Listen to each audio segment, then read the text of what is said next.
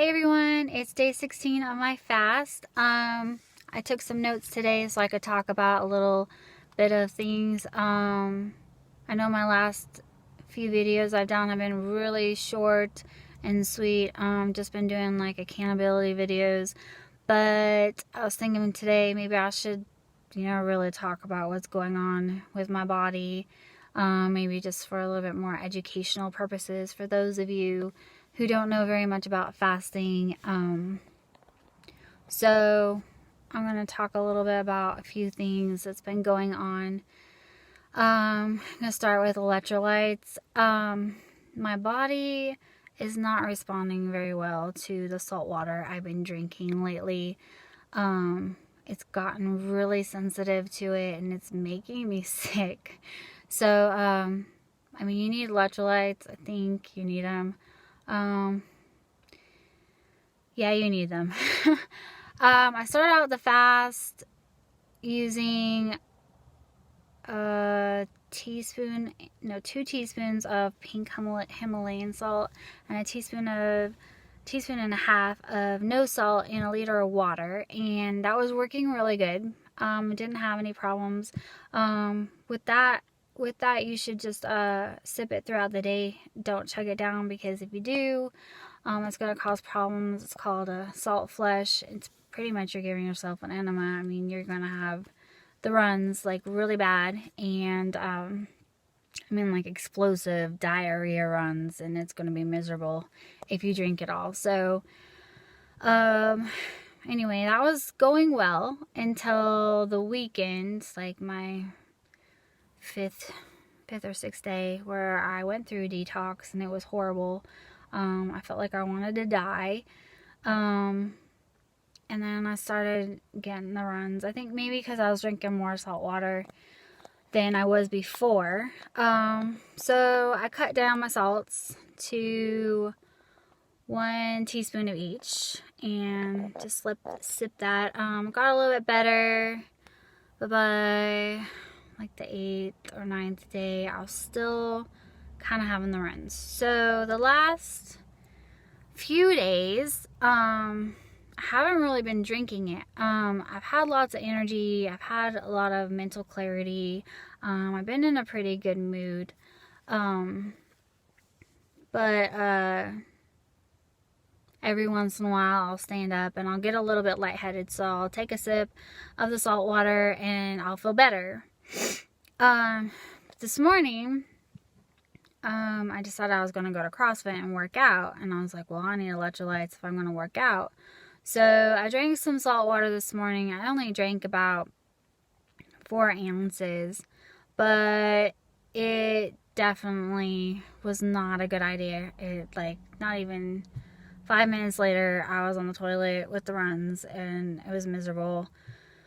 So, yeah, I think I'm going to stop drinking the snake juice recipe and probably gonna go to like I have a thing called Light Show. It has potassium and magnesium and sodium in it. It's just a very small amount compared to what I was drinking. You just put the drops in your water. That's what I was doing before on previous fasts, and it seemed to work pretty good. So I think we're gonna do that. After my workout, just looking at the salt water made my stomach do circles. So I ended up getting a Powerade Zero, which is, it has no carbs, it has no calories, it didn't break my fast, didn't mess up my autophagy benefits. If you talk to hardcore fasters, they might discourage that. But my tummy was really happy after I drank that. So I did it. Let's see. Let's move on to working out. I went to CrossFit this morning and it was miserable. It really sucked. My performance was not very good. And I expected after 16 days not being able to perform very well, but my performance was pretty much shit this morning. I'm not gonna lie. people were running 800 meters and I could only do like 400 and I was dying. So, looking back, I have like 3 different fasting gurus that I read up on and watch their videos and take their information and use it towards my fast. And one of them I mentioned before is Cole Robinson, and he talks about working out and performing. He experiments on himself all the time, and one of the things that he says is that if you want to perform well in the gym, you do need carbs. So I totally agree with that. I know if I had some sort of carbs in my body, I would have done better. But I didn't. I am full blown using only fat from my body right now to function. But yeah, I mean, you don't need that many carbs. Like when I'm not fasting, I am a full supporter of a low carb diet.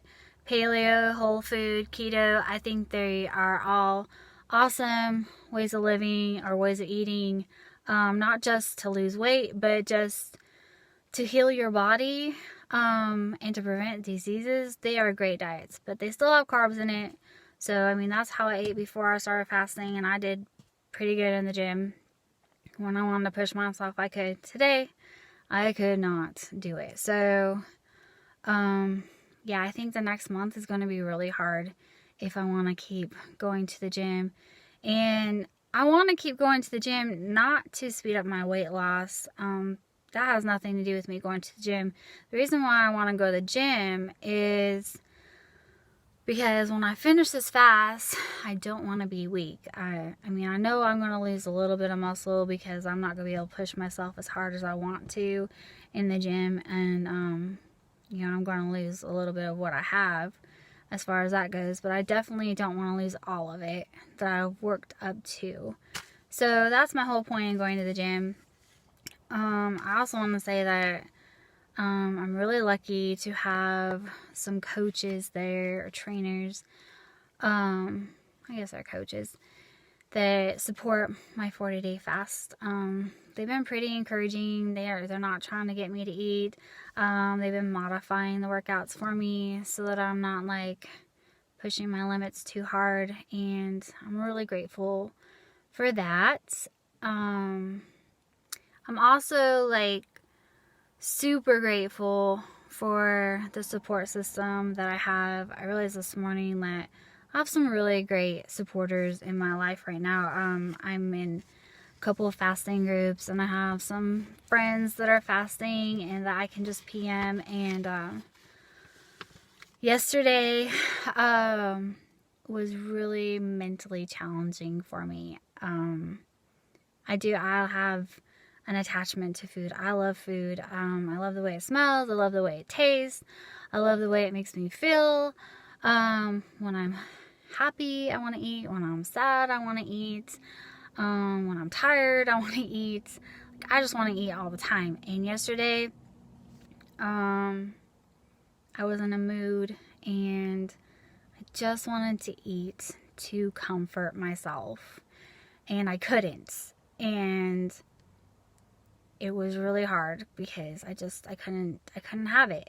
And all I could think about was what I wanted to comfort me in the moment. And so I got on Facebook in my little fasting group and I whined, and I messaged some friends and I whined, and I just, you know, they probably didn't want to listen to me whine, but they listened to me whine, and they encouraged me and helped me get through it, and I really appreciate that. So I just want to shout out to all my friends who are out there supporting me and helping me get through this. It's kind of discouraging right now.